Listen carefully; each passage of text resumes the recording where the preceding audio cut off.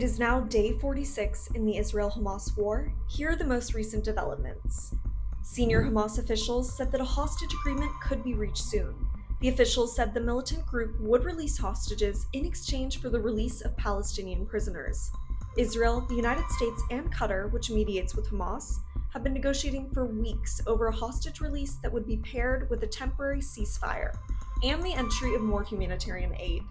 Similar predictions of a hostage agreement have proven premature. Israeli troops battled Palestinian militants in a dense urban refugee camp on Tuesday. This comes as they expanded operations across northern Gaza, where residents have been without electricity, water, or access to humanitarian aid for weeks. An Israeli military spokesperson stated on Monday that Israeli forces had a, quote, full grasp on the refugee camp and have initiated the process of dismantling a Hamas brigade in the area. Israeli forces continued their offensive against Hamas in northern Gaza on Monday, battling militants near a hospital where thousands of patients and displaced individuals have sought shelter. Despite the ongoing conflict, health officials successfully evacuated some of the wounded from the facility.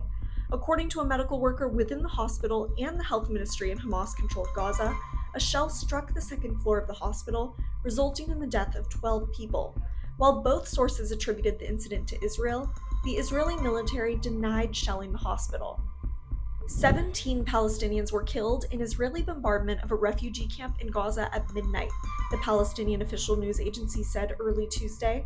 The brother of an award-winning Palestinian poet in Gaza said he has been arrested by Israeli troops.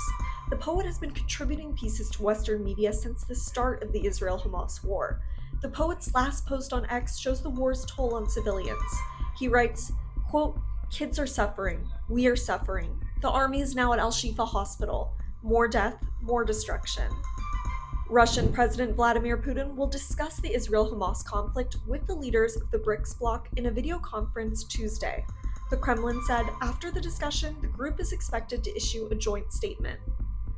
India has welcomed efforts for humanitarian pauses in the Israel-Hamas conflict, as well as efforts by the international community aimed at de-escalation and delivery of urgent humanitarian assistance to the people of Palestine. Speaking in an informal meeting in the UN General Assembly, India's permanent representative to the UN stressed that the message from India's leadership on the war has been, quote, clear and consistent. Thank you for joining us for this update. Stay tuned as we continue to bring you the latest developments in this complex and evolving situation.